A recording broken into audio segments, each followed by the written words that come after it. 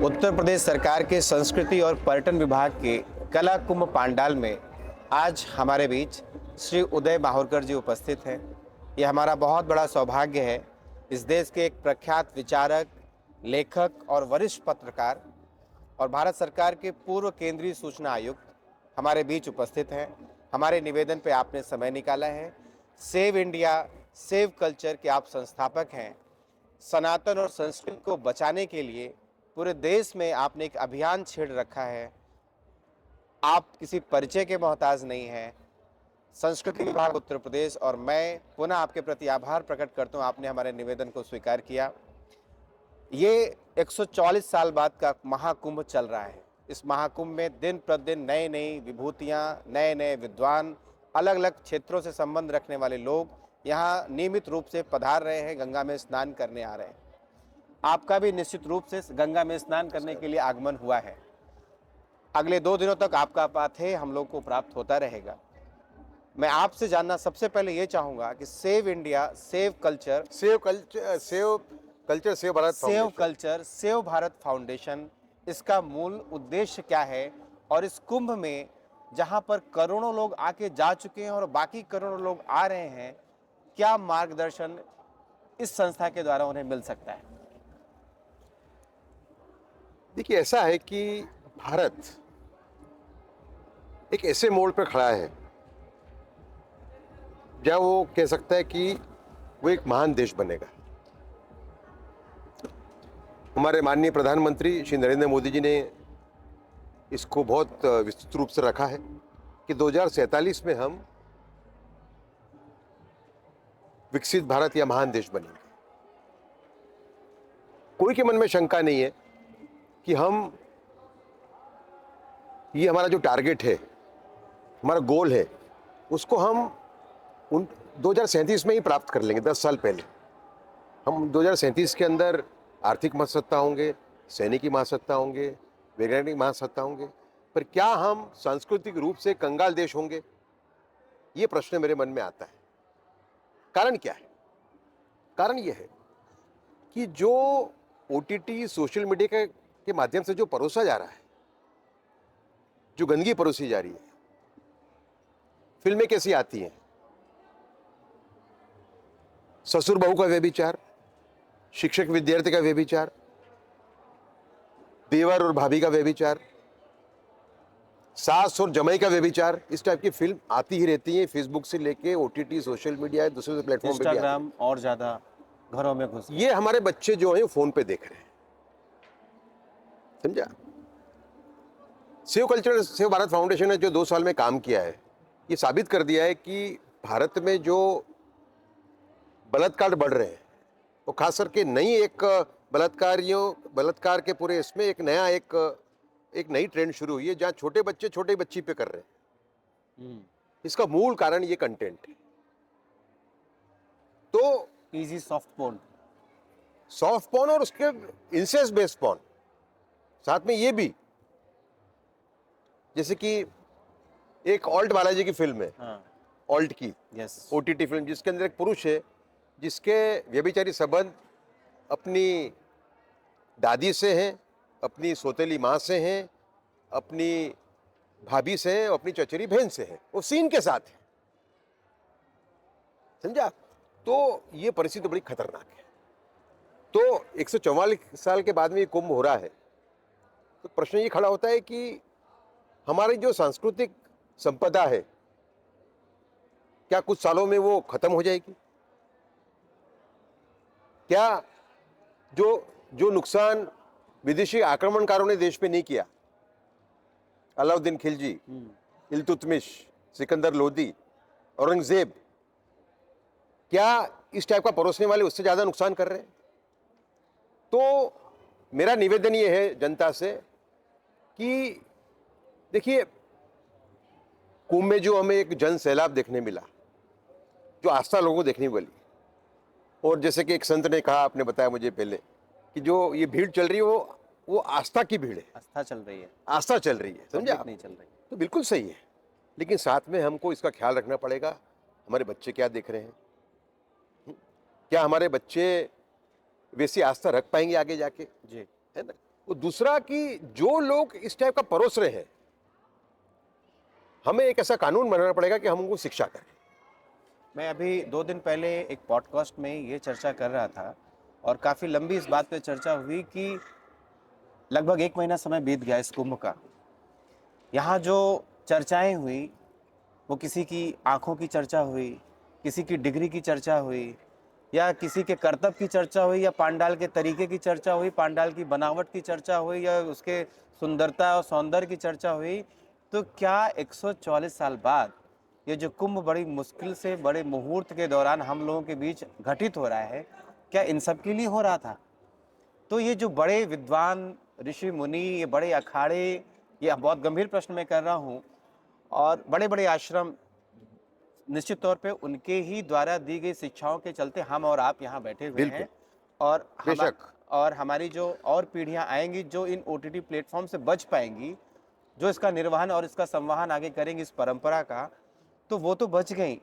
लेकिन क्या ये आश्रम जिनकी वजह से हम और आप आज ही डिस्कशन कर रहे हैं, क्या ये चर्चाएं नहीं हो सकती थी इन आश्रमों में? इतना बड़ा अवसर आया था हमारे पास जो 1 महीना बीतने को है। ऐसी क्या चीजें रह गई जो हम इन चीजों पर चर्चा नहीं कर पाए? देखिए, संस्कृति का संरक्षण ये अहम मुद्दा होना चाहिए, समझे आप? देखिए, संत के देखिए, आपको ये समझना पड़ेगा कि संतों का जो संस्कृति संस्कृति संरक्षण या संस्कृति सिंचन की जो स्पीड है, वो 100 किलोमीटर 1 घंटे प्रति घंटे की है, और जो बिगाड़ने वाले हैं उनकी स्पीड है 1000 किलोमीटर प्रति घंटे। तो आप जब तक आप 100 किलोमीटर कवर करते हो, वो दूसरे 200 किलोमीटर बिगाड़ देते हैं। सर यही मतलब तो मेरा ये चर्चा का मुख्य केंद्र होना चाहिए। मैं ऐसा मानता हूं जहां कुंभ कि की यहाँ पे ओटीटी सोशल मीडिया पे जो गंदगी आ रही है, जो देश का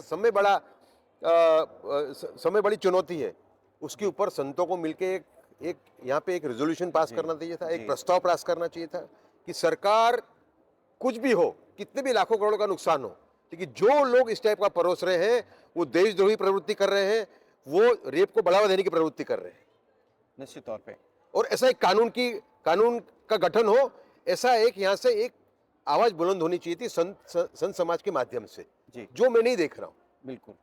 और ये मेरी भी चिंता है, हमारे और आप ही का अनुसरण करके हम लोग यहाँ बैठे हुए हैं, हम जैसे और लोगों की यही चिंता है कि इतने बड़े अवसर को हम इन चीज़ों में क्यों उसको व्यर्थ किए जा रहे हैं। जहाँ पे पुनः अगर चर्चा हो रही है लोगों की कि कुंभ में जाएंगे तो रुकने कहाँ जाएंगे, स्नान कैसे करेंगे, गाड़ियाँ कैसे भी उपलब्ध हो पाएंगी, कॉटेज कैसा है, तो वो जो सुविधा संपन्न लोग जो खर्च भी कर सकते हैं, और ये उन्हीं के घर की ज़्यादा समस्याएं हैं जिसकी चर्चा हम यहाँ कर रहे हैं कि उनका ही उनके बच्चों पे नियंत्रण नहीं है किसी ना किसी माध्यम से, या उनकी व्यस्तता के चलते, या उनके बच्चों के पास इतने आधुनिक उपकरण या उनको एक्सेस इतना ज़्यादा है कि वो इन कंटेंट के लिए स्वतः ही बहुत ज़्यादा आकर्षित हो चले होते हैं। या वो निम्न मध्यम वर्ग के बच्चे भी, जहाँ पर उसका पिता या उसके पेरेंट्स ये सोच रहे हैं कि बच्चा तो स्कूल में जाकर के बहुत मेहनत कर रहा है, लेकिन उसके हाथ में जो मोबाइल लगा हुआ है वो उसको कहीं और ले जा रहा है। एक मैं आपको एक उदाहरण आपके सामने रखूंगा, जिससे आपको ख्याल है कि परिस्थिति कितनी गंभीर है। एक राज परिवार के 2 सदस्य, महाराजा साहब और महारानी साहब, मेरे घर पे आए थे बैठने। इस बात को अब 1.5 साल हो गया, और मुझसे उन्होंने कहा कि मैंने उनको कहा कि बयान किया कि मैंने ये इस टाइप का अभियान मैंने उठाया है। तो महाराणा साहब ने एक उदाहरण दिया मुझे, राजस्थान की हैं, कि मैं एक स्कूल चलाती हूँ मेरे शहर में, वहाँ पे मेरे दोस्त की बेटी पढ़ती है। मेरे दोस्त का एक दिन फ़ोन आया मुझे, तो महारानी साहब मेरी बेटी 11 साल की बेटी है, मैंने उसको अलग रूम दिया हुआ है पढ़ने के लिए, लेकिन सुबह रूम में से निकलती है तो बड़ी थकी हुई होती है। और जब मैं इसको पूछती हूँ कि बेटा तुम बीमार हो, तो बोलती है नहीं, मैं ठीक हूँ। तो मुझे चिंता हो रही है कि क्या कोई बीमारी तो नहीं है इसको। माँ थोड़ी सीधी थी, समझ नहीं पाई। महारानी साहब को अंदाज आ गया। उन्होंने कहा एक काम करो, दिन में जब स्कूल जाती है बेटी आपकी, आप खिड़की के पास जो पर्दा है उसका एक किनारा खुला छोड़ दो, तो रात को 12 बजे के बाद देखो कि ये क्या करती है। तो जब वो पहुंची, 11:30 पौने 12 बजे उन्होंने देखा कि बेटी ने सब लाइट बंद कर दी थी, सिर पे चादर डाली थी और मोबाइल पे कुछ वो देख रही थी, क्योंकि मोबाइल की लाइट उनको दिखाई दी। उन्होंने दूसरे दिन फिर से फ़ोन किया, रानी साहब को ये दृश्य दिखा मुझे, और ये 2 बजे तक देख रही थी। मैं अपने रूम में आती थी, वापस जाती थी, तो 2 बजे इसकी लाइट बंद हुई। मतलब ये करीबन पौने 2 घंटे ये देख रही थी। उनको ख्याल आ गया रानी साहब को। रानी साहब ने कहा, देखो ये कुछ उल्टा सीधा दिख रही है, इसके लिए थक जाती है। एक काम करो, रात को अगर आप दरवाजा खटखटाओगे, इसको बोलोगे क्या देख रही है तू फोन पे, तो वो बताएगी नहीं। इससे अच्छा छोटी बच्ची है, इसको कहोगे बेटा छोटे बच्चे से गलतियां होती हैं, हम तुम्हें डांटेंगे नहीं, बताओ कि क्या देखते हो आप। 5 मिनट के रकजक के पास में उसने बोला कि मैं रोज पोर्नोग्राफी देखती हूँ रात को। तो जिस राजस्थान में वीरांगनाएं हो गई, जिस राजस्थान में सतियां हो गई, अनगिनत, रानी पद्मिनी हो, रानी कर्मवती हो, उस राजस्थान की ये हालत। ये एक उदाहरण दे रहा हूं मैं आपसे जी। इसमें क्या है कि देखिए, आप कितना भी आप कुंभ आयोजन करें, आप बच्चों को संस्कार दें, आपका बच्चा सुबह मंदिर भी जाएगा, कोई बड़ा है उसके पाँव भी पड़ेगा और रात को ये भी देखेगा। तो जहां से ये गंदगी आ रही है, उस नल को बंद करना पड़ेगा। बिल्कुल। खाड़ी के देशों में और सिंगापुर में हमारे यहाँ जो आता है उसके मुकाबले सिर्फ 20% आता है। तो मेरा एक स्लोगन है मेरा, मैं ये कहता हूं कि भारत ने गए साल में माननीय प्रधानमंत्री के नेतृत्व में अभूतपूर्व प्रगति की है। कोई एक एरिया ऐसा नहीं है जहां हमने प्रगति अनेक गुना न की हो। तो विदेश नीति हो, वो हमारी डिफेंस की नीतियां हो, समझे ना, चाइना बॉर्डर पे जो इंफ्रास्ट्रक्चर खड़ा किया है, समझे आप, जो गरीबी रेखा के ऊपर माननीय मोदी जी लेके आए हैं करीबन 20 करोड़ से ज्यादा लोगों को। करप्शन का प्रमाण जो उन्होंने कम किया, मैं मानता हूं कि 3 से 4 लाख करोड़ रुपए साल के सरकार बचा रही है, केंद्र सरकार नरेंद्र भाई के कदमों के द्वारा, तो टेक्नोलॉजी का उन्होंने उपयोग किया। तो भारत ने इतनी प्रतिज्ञा ली 10 साल में कि हम इस क्षेत्र में 1 नंबर बनेंगे, उसमें बनेंगे। भारत एक और प्रतिज्ञा ले कि भारत विश्व का पहला विकृत सामग्री मुक्त देश बनेगा। मतलब, और टेक्निकली ये पॉसिबल है, बिल्कुल, क्योंकि इच्छा शक्ति चाहिए, इच्छा शक्ति चाहिए, पावर की बहुत। आज अगर आप मुझे इसका इंचार्ज बनाते हो तो मैं आपको 6 महीने से 1 साल के अंदर इस विकृति को संपूर्ण रूप से बंद करके दिखाऊंगा, मुझे अगर आप पूरी सत्ता दे दो तो। मैं जरूर चाहूँगा ये आवाज़ जिन तक आप चाहते हैं वो वहाँ तक पहुँचे, ताकि सच में ये देश इस तरह के कंटेंट से मुक्त हो पाए। और मैं आपसे वही कहने जा रहा था कि सॉफ्ट पावर से हमने दुनिया में अपनी पैठ बना ली, लेकिन सॉफ्ट पोर्न हमारे घर में पैठ बना ली। बिल्कुल बिल्कुल, और हमें पता नहीं चला। बहुत बड़ी विडंबना। और संस्कृति मंत्रालय के पंडाल में बैठ करके ही हम लोग संस्कृति की विकृतता की बात कर रहे हैं, तो ये बहुत ही ऐप्ट प्लेटफॉर्म है। और सच में आपको आज यहाँ पा करके मैं बहुत कुछ बात करना चाहता हूँ। उनमें से एक बात और मेरे मन में ये आ रही है कि अभी रास्ते में आपको आते समय मेरे मन में ये आया कि ऐसा कौन सा मैसेज होगा कि यहाँ पे सब लोग आ तो गए और सारी व्यवस्थाएं हो तो गई, लेकिन यहाँ के लोग जो आकर के संदेश कौन सा लेके जा रहे हैं? आपका अपना हमें नेम ये लेनी है कि भारत को हम विकृत सामग्री मुक्त देश बनाएंगे। जहां तक OTT, सोशल मीडिया और फोन का सवाल है, ये मैसेज होना चाहिए मेरे हिसाब से। और संतों को इसमें मेरा जो मैं आया हूँ यहाँ पे, आपके अभियान का आवाहन संतों से गंगा में मैं स्नान करने भी आया हूँ, लेकिन मेरा दूसरा उद्देश्य ये है कि मैं संतों को मिलूं, इस बात को समझाऊं, क्योंकि संत कई लोग ऐसे देखते नहीं है ये चीजें, तो उनको मुझे बताना पड़ेगा। बिल्कुल। अच्छा, मुझे भी इतना ख्याल नहीं था, जब मैं उतरा जब मालूम पड़ा मुझे जी। मतलब परिस्थिति बिगड़ी हुई है। अगर हम ये राक्षस जो है न हिंदू को छोड़ेगा, न मुसलमान को छोड़ेगा, न क्रिश्चियन को छोड़ेगा, न ब्राह्मण को छोड़ेगा, न राजपूत को छोड़ेगा, न दलित को छोड़ेगा। किसी वर्ग को नहीं छोड़ा, ये आपके घर में एंट्री ले चुका है। ले चुका। अच्छा, जागृति जागरण वो भी एक माध्यम है, लेकिन जैसे मैंने कहा कि फोन पे आ रहा है। अभी हरियाणा सरकार ने बच्चों को पढ़ने के लिए टैबलेट्स दी, स्कूल के बच्चों को, नेट कनेक्टिविटी के साथ। कुछ समय के बाद एक सर्वे करवाया तो मालूम पड़ा कि उन्होंने सब फिल्टर तोड़ दिए थे, बच्चे और बच्चे पोर्नोग्राफी देख रहे थे, बेटी बेटियां पोर्नोग्राफी देख रही थी। तो परिस्थिति बहुत गंभीर है। मेरे ख्याल से इवन 1000 वर्ष में जितना आक्रमणकारों ने हमें नुकसान नहीं किया, विदेशी आक्रमणकारों ने, हमारी 5-10 हजार साल जुनी पुरानी संस्कृति वो कुछ सालों में समाप्त हो जाएगी। मैं कोई एक डर फैलाने का प्रयत्न नहीं कर रहा हूँ। नहीं, मैं आपकी बात से इसलिए इत्तेफाक रख रहा हूँ, क्योंकि बच्चों के फोन पे आ रहा है। बच्चों पे भी है सर। दूसरा और हमारे यहाँ देखिए कि मेरे गुरु हैं, मेरे 4 गुरु की मैं 4 गुरु हैं मेरे, उसमें से एक है स्वामी प्राणवानंद जी, भारत सेवा आश्रम संघ के संस्थापक, बहुत बड़े संत।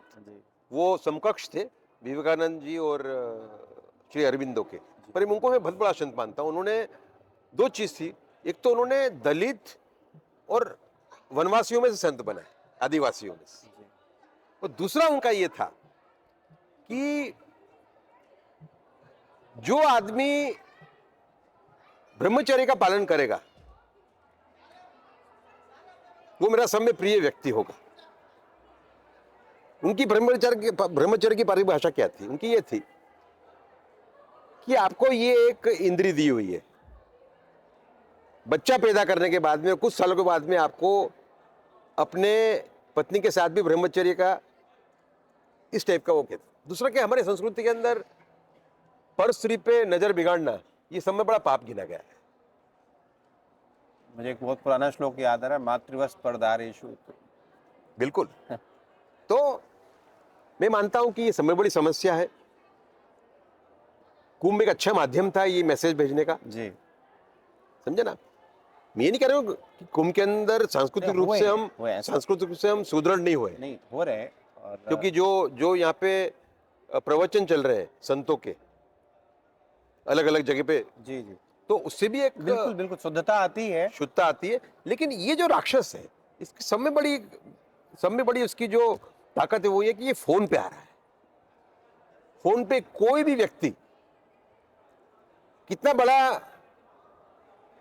ही ना हो और संस्कृतिक रूप से सुसज्ज ना हो, लेकिन अगर उसके फोन पे आता है और उसका उम्र अगर कम है उसको रोक पाना बहुत मुश्किल है। और ये आपको और अच्छा पता होगा, आप केंद्रीय सूचना आयुक्त रहे, जिस उम्र जिस वर्ग का व्यक्ति है, एल्गोरिदम वैसा ही कंटेंट दिखा रहा है। आप देखिए ना, देखिए समय पहले मैं देखता था ये फेसबुक के ऊपर, मुझे तो मालूम था इतना गंदा आ रहा है। एक संजीव नेवर जी करके है, संजीव नेवर जो है वो जेम्स ऑफ बॉलीवुड के संस्थापक है, सेवाएं न्याय उत्थान के संस्थापक, बहुत बड़े राष्ट्रवादी हैं। मैं देश में अगर मुझे ये कहा जाए कि 140 करोड़ में 140 सात्विक आदमी ढूंढ के निकालो तो मैं उनको उसमें रखूंगा। मैं पहले 14 में भी उनको रख सकता हूं। फॉलो मी ऑन ट्विटर, बहुत बड़े आदमी है। तो उन्होंने हमें बताया, पहले हम तो खाली जो इस पे आता है फेसबुक पे, उस पे देख के हम आहत हो गए थे। अब इस फेसबुक का देखो खेल कैसा है कि कहीं आपने गलती से हाथ दबा दिया तो आता ही रहेगा। हाथ ही नहीं दबाया, अच्छा, आपने ऐसे स्वाइप भी कर लिया अगर अच्छा रिपोर्ट आपने अगर किया तो 10 दिन बंद हो जाएगा, 5 दिन फिर से शुरू हो जाएगा। इसका मतलब कि एक योजनाबद्ध तरीके से अश्लीलता परोस के पैसे कमाने का काम चल रहा है, और इसके अंदर इसका लेना देना पैसे से भी है। एक दूसरा बहुत सर, आपको पता होगा, इंस्टाग्राम में जो यंग लड़कियां हैं जो 15, 16, 14, 15, 13 साल की, इंस्टाग्राम में वहाँ पे उनकी स्टॉकिंग होती है, उनको बरगलाया जाता है, भगाई जाती है। इंस्टाग्राम एक बहुत बड़ा टूल बन गया है बिल्कुल हिंदू लड़कियों को खत्म करने का। बिल्कुल, और ये एक बहुत बड़ा चैलेंज है। और मुझे लगता है कि आज की इस चर्चा को मैं सत्संग ही बोलूँगा, और आपसे जो चर्चा के दौरान हमने जो कुछ सीखा है ये इसका कुछ सॉल्यूशन भी बताना चाहूंगा मैं आपसे। जी जी देखिए, सॉल्यूशन क्या है इसका? तुरंत एक सॉल्यूशन जो आ सकता है इसका वो ये है कि indecent representation of woman act है, जिसमें सजा कम है, मेरे ख्याल से 1 साल की सजा, 1-2 साल की सजा है, उसमें सजा 10 साल की जाए, 3 साल तक बेल ना मिले। अगर कोई इनडिसेंट रूप में स्त्री को वो करता है, समझे आप, उसका आपको एक स्ट्रक्चर बनाना पड़ेगा, तो उस पर मुकदमा चलेगा। अगर कन्विक्ट 10 साल की सजा मिलेगी, अगर ऊपर जाता है कोर्ट में तो 3 साल तक उसको बेल नहीं मिलेगी। कोई मुझे कहा कि ये प्रावधान तो आतंकवादी को है, मैंने कहा ये सांस्कृतिक आतंकवादी है। ये हमारा एक शॉर्ट टर्म मेजर है। दूसरा हमारा जो हमने कहा है लॉ ऑफ एथिक्स कोड, बड़े कठोर हमारा एक सुझाव है सरकार को। देखिए, लॉ ऑफ एथिक्स कोड में हमने ये परिकल्पना की है कि एक सर्वसम्मति से कमेटी बने जो तय करे हर एक ऑडियो विजुअल फिल्म के लिए मर्यादा, सीन की, थीम की, कपड़ों की और भाषा की, और अपने प्रियम्बल में यह कहे कि जो नुकसान विदेशी आक्रमणकारों ने नहीं किया भारत को, उससे ज्यादा नुकसान तुम लोग इस टाइप का परोस के कर रहे हो। तुम पाकिस्तान हो, चाइना से भी भारत के बड़े दुश्मन हो, समझा? सच तो ये है कि हाँ। और मुकदमा चले उन पे, 4 या 6 महीने मुकदमा पूरा हो, और कन्विक्ट होता है तो उसको 10 से 20 साल की सजा हो। अमेरिका के अंदर ड्रग पेडलिंग, जिसको ड्रग स्मगलिंग भी हम कह सकते हैं, उसमें 50-50 साल की सजा है। हम कहते हैं क्योंकि वो मानते हैं कि देशद्रोही प्रवृत्ति है, इसको देशद्रोही प्रवृत्ति जाहिर करे सरकार और 10 से 20 साल की सजा दे ऐसे लोगों को। लोग कौन? Producer, director, actor, actress, photographer, story writer, distributor, broadcaster. Distributor के अंदर व्हाट्सएप वाला भी आ गया। ये कठोर हमने एक सुझाव दिया है अपने सरकार को, और मैं मानता हूं कि अगर इच्छा शक्ति है। दूसरा, अगर भारत विश्वगुरु नहीं बनता है, देखिए पहली बात तो विश्वगुरु की बात करना और ये काम नहीं करना, इसको रोकने का, वो रास्ता ठीक नहीं है जी, समझा? बिल्कुल। दूसरा कि भारत अगर विश्वगुरु नहीं बनता है तो पूरी मानव जाति का नुकसान है। आप देखें कि G20 भारत में हुआ माननीय श्री नरेंद्र मोदी जी के नेतृत्व में। हमने पहली बार G20 के अंदर हमारे प्रयासों से, मोदी जी के प्रयासों से, अफ्रीकन यूनियन उसका मेंबर बना। अफ्रीकन देशों का काम महासत्ताओं ने सिर्फ शोषण का ही किया है। ब्रिटिश टाइम जो भी महासत्ताएं, नाम नहीं लूंगा मैं, वो अफ्रीकन देशों को उनका काम है उनका शोषण करना। उनके नेताओं को, जो छोटी छोटी, जहां खूब सारी नेचुरल संपत्ति है, जहां उनको खरीद लेना, उनके जो प्रेसिडेंट है, प्राइम मिनिस्टर को, और वहां से वो सस्ते भाव में खरीद लेना, समझे आप? तो पहली बार ऐसा हुआ कि भारत अगर विश्व गुरु बनेगा तो क्या कर सकता है, उसका उदाहरण श्री नरेंद्र मोदी ने दिया। तो ये जो समस्या है, इसका लेना देना मानव जाति से है। अच्छा, आज विदेशी देशों के अंदर भी ये एक जागृति आ गई है। देखिए आप, ऑस्ट्रेलिया ने 16 साल के से छोटे बच्चों के लिए सोशल मीडिया बैन की बात की है, करने जा रहे हैं वो लोग। ओके, उनका बिल प्रोसेस में, समझा? इंग्लैंड के अंदर सुनाक ने ये बात की थी, समझा आप? तो इसका सब में बड़ा जो एक कातिल असर में कहूंगा वो ये है, देखिए गए 4 महीने में 7 किस्से ऐसे हैं रिपोर्टेड जिसमें बहन ने भाई पे बलात्कार किया हो पोर्नोग्राफी देखने के बाद। 2 किस्से ऐसे हैं जब बाप ने बेटी पे किया हो पोर्नोग्राफी देखने के बाद। और एक किस्सा इतना घिनौना है राजस्थान का, कि एक बेटे ने शराब पी के और पोर्नोग्राफी देख के अपनी माँ पे बलात्कार किया। वो छोटे बच्चे पे कर रही है तो वो अनेक है। मतलब 10 साल का लड़का प्रयत्न कर रहा है 8 साल की लड़की पे रेप करने का, कोई जान नहीं पा रहा है, वो तो खूब सारा है, मुझे रिपोर्टिंग भी नहीं हो सकती। खराब हालत है, समझा? इसका रिपोर्टिंग तो हो ही नहीं रहा है। और दूसरा, हमने इसको सिद्ध कर दिया है देखिए, टेड बंडी नाम का एक बहुत बड़ा रेपिस्ट किलर हो गया अमेरिका का। 1989 में उसको फ्लोरिडा जेल में मौत की सजा हुई थी। सजा होने के पहले, मरने के पहले उसने एक इंटरव्यू दिया था। उसमें ये कहा था कि मेरा जन्म अच्छे घर में हुआ था, समृद्ध घर में हुआ था, मैं अच्छी तरह पला बड़ा, लेकिन मुझे पोर्नोग्राफी देखने की आदत हो गई। तो उससे मैंने जब पहला बलात्कार किया तो मैंने एविडेंस को किल करने के लिए मैंने उस औरत को मार दिया बलात्कार करने के बाद। मैंने ऐसे 30 किस्से किए मैंने, 30 औरतों में बलात्कार किया और 30 औरतों को मार दिया। मैं फ्लोरिडा जेल में आया, वहाँ पे भी बलात्कार के आरोपी हैं। हमने सबने चर्चा की मिलके, हम इस नतीजे पे पहुंचे हैं कि pornography is the main instigator of the rapist. तो कोई भी व्यक्ति जो इसका समर्थन कर रहा है, या तो उसका लाभार्थी है आर्थिक रूप से, या तो वो देखने का आदी है। और मेरा दूसरा अंत में ये कहना मैं चाहूंगा कि देखिए, हमारी आजादी की लड़ाई में महात्मा गांधी, वीर सावरकर, नेताजी सुभाष चंद्र बोस, भगत सिंह, गोपाल कृष्ण गोखले, इनके भिन्न विचार थे। आज अगर ये जीवंत होते तो इस मुद्दे पे एक होते और जम के लड़ाई लड़ रहे होते। महात्मा गांधी अगर होते तो शायद अपना जो सिद्धांत है उनका संपूर्ण अहिंसा का, उसको भी दर किनारे कर देते इसके लिए। ऐसा मेरा मानना है। महाकुंभ के इस महापर्व में सेव कल्चर, सेव भारत के इस अभियान के माध्यम से हमारी संतानों को, हमारे संस्कृति को बचाने का ये जो मुहिम आपने छेड़ रखा है, हम आभारी हैं। आपने इसकी चर्चा हमारे बीच की और इसकी चर्चा कुंभ में होनी चाहिए थी। मैं बहुत खुश हूँ कि ये अंततोगत्वा मेले के खत्म होने के पहले पहले इसकी चर्चा यहाँ हो गई। ये किसी सत्संग से कम नहीं है। पुनः आपके प्रति आभार प्रकट करता हूँ। बहुत बहुत धन्यवाद। गोष्ठी पूरी होने के पहले एक और बात मैं रखना चाहूंगा। फोटो ले लो। शिवम, शिवम, ये पूरा हो गया? हाँ ही पूरा। और शुरू कर एक ऐड करना है, एक चल रहा है ना? हाँ सर, चल बोलिए बस चल। ये वार्तालाप पूरा होने के पहले एक बात में और, अभी भी कुंभ के कुछ दिन बचे हैं, जी जी, है ना।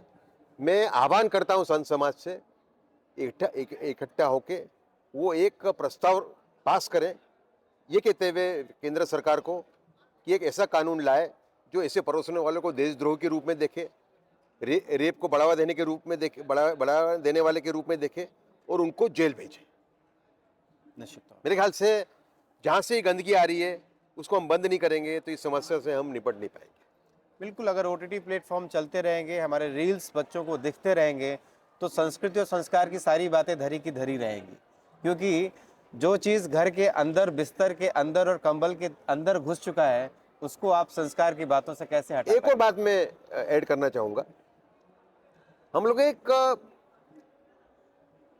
जन जागरण का अभियान भी चला रहे हैं जिसमें गुजरात सरकार ने हमारे साथ हाथ जोड़े हैं।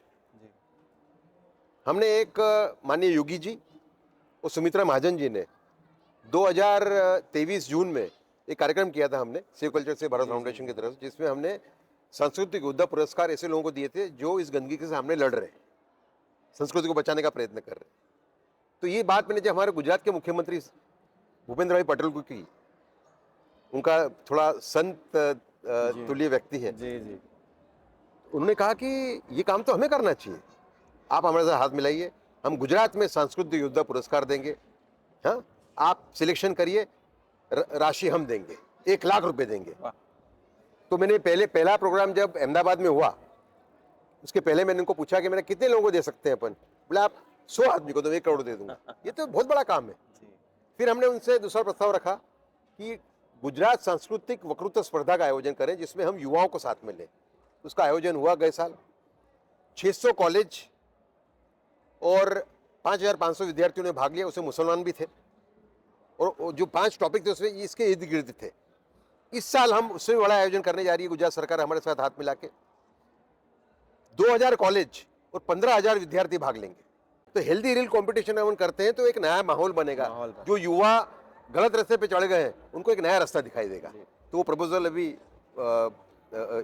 अभी तो माननीय योगी जी इसमें व्यस्त हैं कुंभ के बाद में हम बहुत उनसे फिर अच्छे से टर्म मिलेंगे। का आपने उपयोग किया, क्योंकि यहाँ कुंभ में भी जो रील मेकर्स हैं, इन्फ्लुएंसर्स हैं, वो सब नेगेटिव न्यूज़ के लिए इतने परेशान थे पूरे कुंभ के दौरान कि कैसे भी कोई कुछ ऐसा बोल दे जो उनके कंटेंट को वायरल कर दे या उनको लाइक्स और उनको शेयर मिल नहीं, जाए। कुछ एक्ट्रेसेस ने कम कपड़े पहने थे, ऐसी भी रील हाँ, देखी मैंने। जी जी जी जी अब कितनी गलत बात है ये। जी जी। तो ये हेल्दी रील्स का जो कंपटीशन है, ये सच में ये हो सकता है कि एक नया परिवर्तन लाए उन दूसरा influencers में। देखिए कि जो 60 साल तक हमारे यहाँ एक राजनीति चली लेफ्टिस्ट और इस्लामिस्ट की, और समझे आप, उसने हमको खास करके हिंदू जाति को, एक कम्युनिटी को एक एनेस्थेसिया दे दिया है। वो एनेस्थेसिया अभी भी पूर्ण रूप से बाहर नहीं निकला है 10 साल मोदी सरकार के आने के बाद भी, 10 साल के बाद भी। जी। तो अगर जैसे ही वो एनसीसी हम बाहर निकालेंगे, अपने आप लोग जागरूक होने लगेंगे। कहीं ऐसा तो नहीं हुआ कि एक माहौल तो है ही है कि योगी और मोदी के आने के बाद बहुत सारी धार्मिक चीज़ें स्थापित हो गई, इसलिए लोग शिथिल हो गए, इन चीज़ों पे सोचना बंद कर दिया है लोग, जबकि समस्या और गंभीर हो चली कि जहाँ पे सनातन के प्रति आस्था तो बढ़ गई, लेकिन उन आस्थावान लोगों में विकृतियां कौन सी हैं, इस पे जो है जन जागरण नहीं मैं मानता हूं कि इस पे देखिए, एक नया अध्याय शुरू करने वाला कौन होता है? बड़ा आदमी होता है। बढ़ा। एक छोटा आदमी कितने भी विचार उसके बड़े हो, वो नया अध्याय नहीं शुरू कर सकता। मेरे ख्याल से इसमें लीड लेनी पड़ेगी उन्हीं नेताओं को जिन्होंने देश को इस एक अच्छी परिस्थिति में आज तक लाए हैं। पुनः आपको उसमें माननीय प्रधानमंत्री श्री अमित शाह और योगी जी, तीनों का इक्वल रोल है उसमें, ऐसा मेरा मानना है। ऐसी विभूतियों के चलते ही आज हम कुंभ में जहां 7600 करोड़ रुपए खर्च हो पा रहे हैं, और ये सनातन मानसिकता ही है और धर्म के प्रति आस्था ही है कि इतने बड़े बजट के इतने बड़े मेले में हम आप सब सुविधाओं के संपन्नता के साथ उपस्थित हैं और ऐसी चर्चा कर रहे हैं। पुनः आपके प्रति बहुत बहुत आभार खूब खूब प्रकट करता हूं। धन्यवाद।